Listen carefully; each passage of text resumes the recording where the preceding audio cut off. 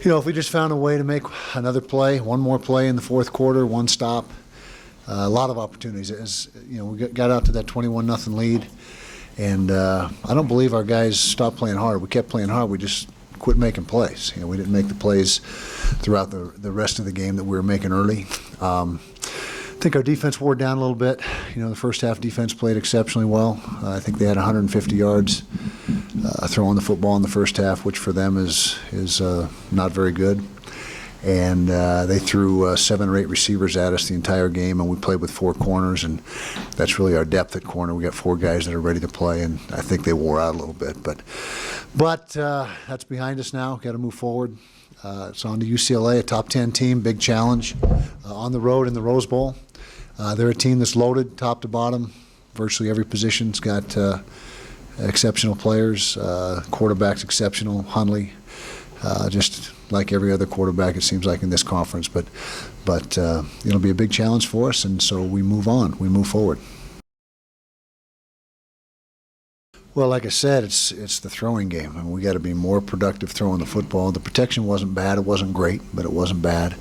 And for whatever reason, we were just not in sync and not executing in that phase of the game. And give credit. I said all week long last week that I thought Washington State's defense was way underrated and under the radar, and they stepped up, did some good things. The points we did score. One on the punt return, one on the interception return. They yielded 1 touchdown. The defense, the Washington State defense, which is a very good performance. It was the long run of Booker's. Yeah, well, we've caught up to people too. I think it goes both ways. I think if you look at college football every single week, that happens. I don't think it's unique to us, and it doesn't happen to us frequently, in my opinion. And you'd hope it would never happen, but that's not going to be the case. But I think Saturday night, certainly it was a case of having somebody down and not knocking them out completely. He was targeted, just didn't come away with a catch, and that's he's one of our biggest weapons, if not our biggest weapon on offense, and that was that hurt us not having him more involved or more productive, I guess I should say.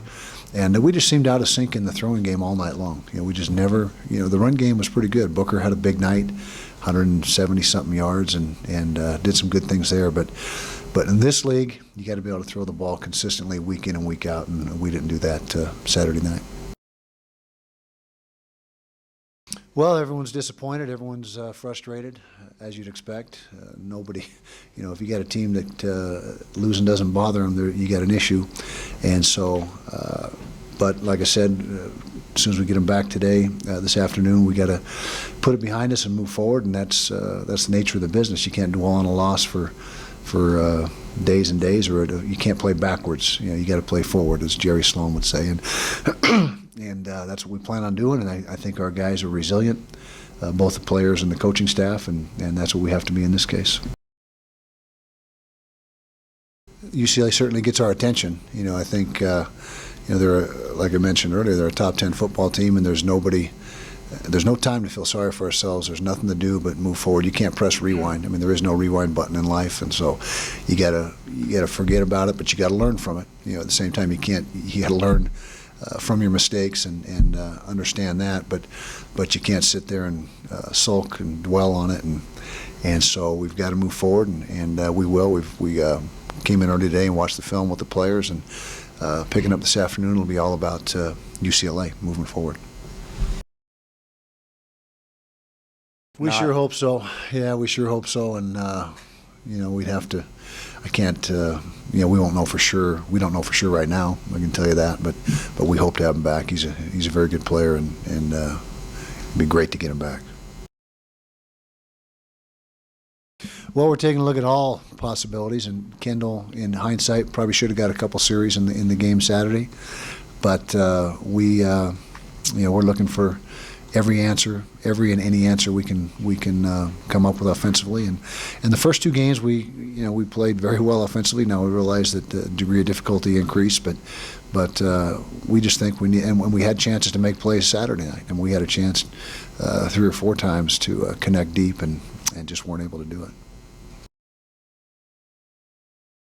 Yeah, I think we won the special teams battle again without a doubt. I don't think I know it, and it was not as dramatic of a special teams victory as some of the other games, but Kalen Clay did his thing again, returned his third punt of the season for a touchdown, which makes 4 kicks overall when you combine that with the kickoff return. Andy Phillips just hooked at the first field goal, just missed it wide left by a few feet, and then connected on the next 2, which really helped our cause. Tom Hackett continues to punt well. We're leading the conference in net punting, and I think we're in the top 5 or something like that in the nation. So a lot of good things going on special teams wise, but it didn't prove to be enough on Saturday night. No, Devontae Booker's our guy, and Bubba Poole's the backup. After what's gone down in the first 4 games, it's become apparent that Devontae has been the most productive, and he will be the starter, and Bubba will be number 2. The guy, as a freshman, it was very obvious, painfully obvious, that he had a ton of talent, but he has really honed his game and fine-tuned his game, and he is absolutely a complete quarterback in every sense of the word. Runs the ball effectively, throws the ball effectively, makes great decisions. Great leader. You can just tell that he's in charge of that football team, and so I've personally seen a lot of growth in the last couple of years with him. Very dangerous player, return man in the special teams aspect, and just a tremendous player. And like I said, UCLA's got players like that across the board. I mean, they've got a ton of talent, and he's certainly one of the guys that has been a playmaker for him this year. But there's many others. I mean, there's the Miles Jack kid at linebacker is phenomenal. They got down guys on defense that are excellent, the front guys, and so there really is. There's no weakness on their football team. Yeah, they were struggling a little bit on the offensive line early in the season. Not a lot of continuity and not a lot of, they weren't. I don't think they were pleased with the production at the front, but that's starting to come around, and it was really good against Arizona State. In fact, both offenses. I think Arizona State had over 600 and whatever yards and 39 first downs. I mean, their numbers, Arizona State's numbers on offense were ridiculous. UCLA's were good. They were 500 and something offense, but yeah, to answer your question, I think they were a little bit out of sync up front on the O-line early in the season, at the earliest point in the season, and the last game they certainly seemed to come together.